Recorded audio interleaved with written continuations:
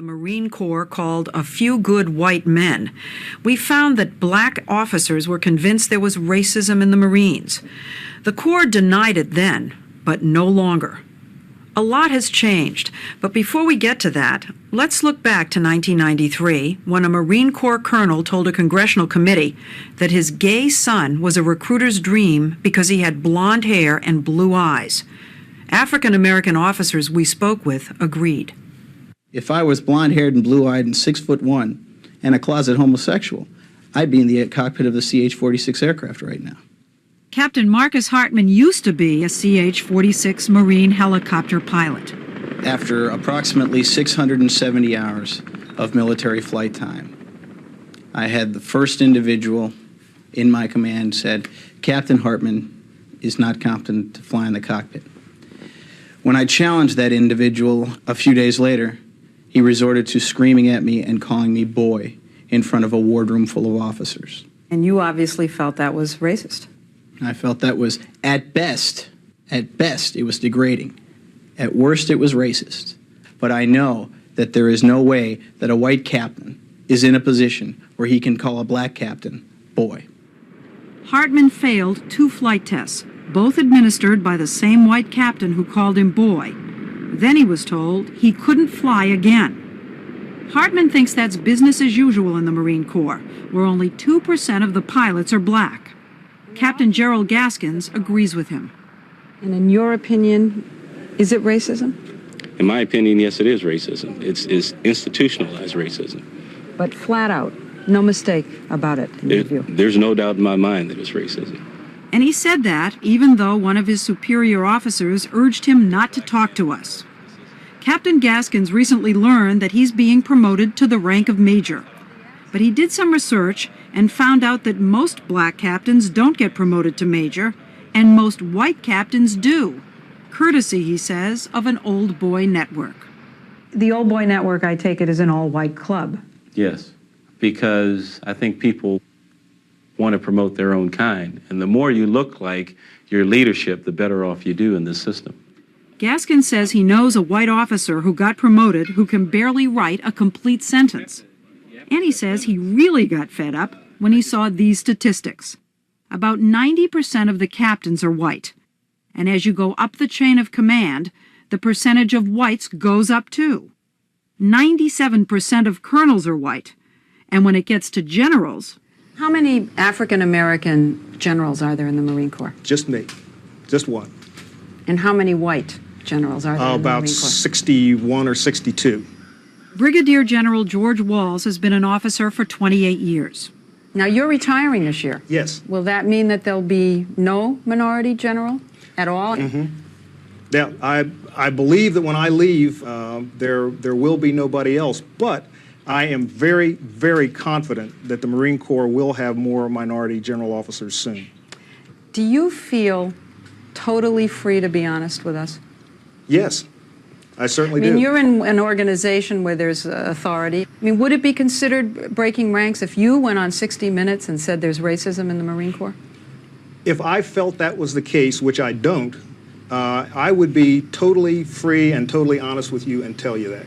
He said he's living proof that the Marine Corps is not a racist institution. The system works. It really does work. For you. For everybody. It's almost unheard of for Marines, especially Marine officers, to complain to the media about the Corps. But all of these did. In the case of Hezakya Williams, the Corps wouldn't let him go to flight school, so he left the Marines to become a pilot in the Navy. You cannot be as good as your white counterparts. You have to be better. Marines get promoted based on fitness reports filled out by their superiors. And according to a lot of the Marines we spoke to, fitness means, do you fit your commanding officer's idea of what a Marine officer should look like? If you don't, everything else, they say, is academic. We came to Marine Corps headquarters to find out why they consistently kick out a greater percentage of minorities than whites. At first, we were told it's because of lower scores on scholastic aptitude tests. In other words, they were saying that the minority officers just aren't as smart, at least academically, as the whites. We put that to Major Michael Lundy. I think once somebody else realizes what they said, you might not get the same comment when you go back. He was right. We didn't. 2 months later, we got a different explanation when we were invited back to headquarters to speak to the Commandant, General Carl Mundy Jr. He said that test scores were just a small part of the problem. It has to do with performance because that's what we judge promotion on. General Mundy said that in the Marine training schools, whites outperform minorities in just about every category. In the military skills, we find that the minority officers do not shoot as well as the non-minorities. Now, how do you rationalize? I don't know. I can't explain that to you, but we're going to find out. They don't swim as well, and when you give them a compass and send them across the terrain at night in a land navigation exercise, they don't do as well at that sort of thing. But if you've got a black major, you figure he's met all these qualifications. Yep. You've brought him along. Yep. He's been in your culture for Yep. 10 years or more. Yep. What's the explanation at the top of the pyramid? What's going on up there? Performance. Many of your black officers say that they are not promoted at the same rates as whites because there is racism rampant in the Marine Corps. I don't accept that, and I think that may be the perception if you have talked to officers who either have not been promoted or who have some other grievance. There is not racism in the Marine Corps.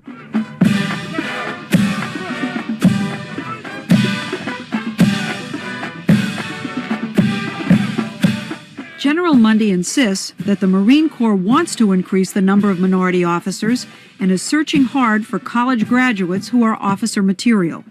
In the meantime, minority officers already in the Corps continue to be forced out. This summer, after 7 years in the service, Captain Hartman was told to pack up and leave. The Marine Corps says he didn't have what it takes to be an officer. Hartman says it's because he's not white. Somebody out there is going to listen to you and say, look, he just didn't cut it. He just wasn't good enough. And now he's making up an excuse and he's screaming racism. In other words, there were people who complained about your performance. Ms. Stahl, I'm not going to sit here and tell you that I was, in fact, excellent at everything. If you want to start applying objective criteria to every pilot who was in that squadron, a lot of people are going to come up a little short. Nobody's perfect. To decide that I'm the imperfect one that is going to be singled up and held to the whipping post, well, that's an interesting, what I like to call a low-tech lynching. And you were the only one? And I was the only one. And you were the only black? And I was the only black. Now you're leaving. You're out. Yep. What are you going to do? I'm going to go to law school. Where are you going to go? I'm going to Harvard Law School. You got into Harvard Law School? I got into Harvard Law School. And interestingly enough, when I was at Headquarters Marine Corps, I spoke with General Krulak.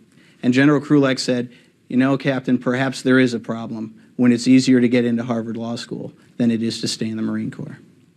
3 years after that story ran, the Marine Corps admitted the racism. The current commandant wrote a memo called A Wake-Up Call, in which he said that Marines are being subjected to negative comments and offensive jokes, even physical threats and assaults because of their race, creed, or gender. And he ordered his commanders to take prompt and vigorous action whenever discrimination or harassment took place.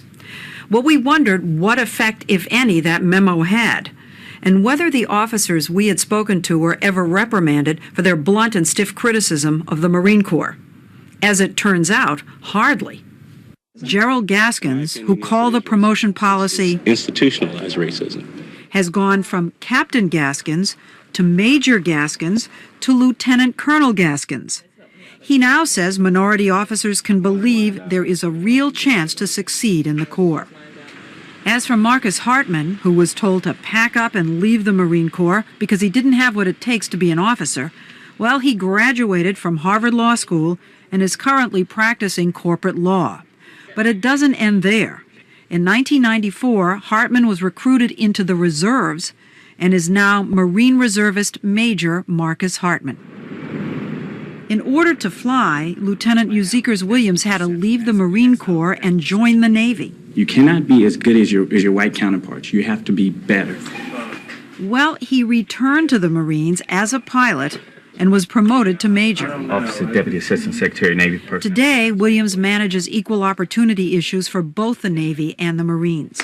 We have made great strides since 1993. General James Mattis oversees equal opportunity issues in the Corps. I have a copy. We read him a passage from the Commandant's wake-up call memo. This is 96, 3 years after our story. The bottom line is Marines are still discriminating against and harassing each other.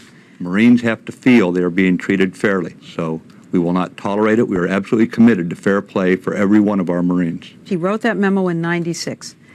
Do you see a different environment? We see an improving environment, clearly improving. It is improving. Back in 1993, about 90% of all captains were white. Well, today that figure is down to 87%. And as you continue up the chain of command, the percentage of all the white officers has come down some.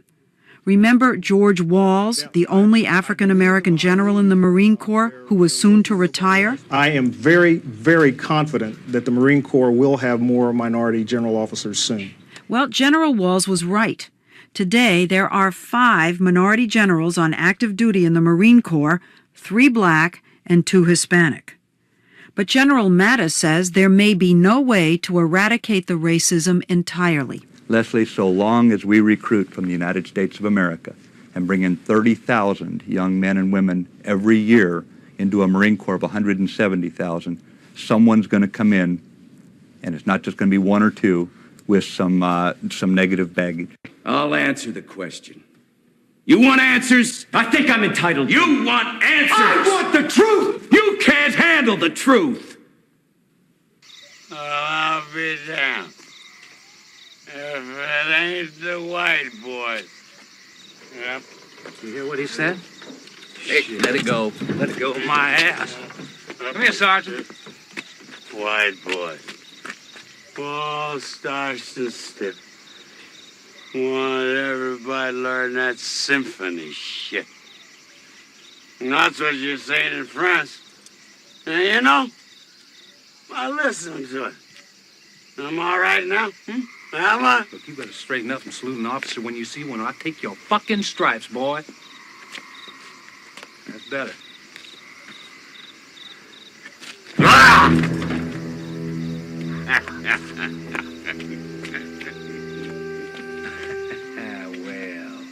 look at the nigger. Hey, you come to attention right now, and that is an order. I ain't doing nothing white folks say do. No. Well, I'll teach you. Leave him alone, the man's drunk. Look, I want the nigger to do it like I tell him. Now you do it. No. No, well, I'll teach you to do it. Damn it. All is mine, y'all. Look what it's done to me. I hate myself. Yeah, well, don't blame me. God's the one who made you black, not me, boy. My daddy said, don't talk like this. Talk like that. Don't say, you know? Say,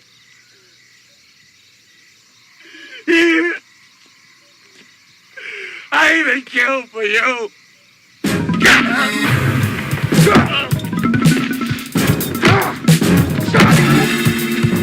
You want to kill him? The man is sick. You're going to kill him. Come here, goddamn man.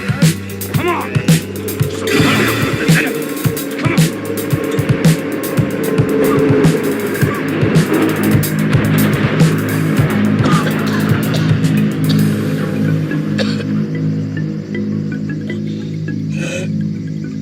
White men are killing for you, nigga.